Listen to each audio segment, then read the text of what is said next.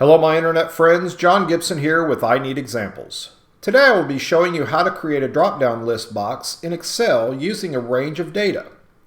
I have a link to the Excel document I am using in this video in the description below.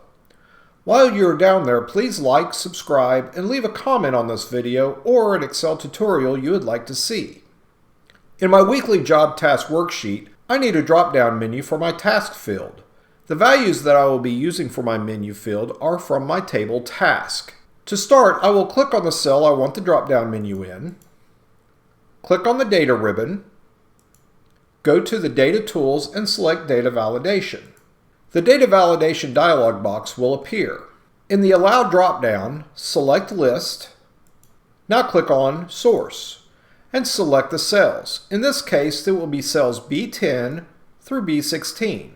The basics are complete. You can add an input message which will display when the cell is selected. We will leave this blank for now.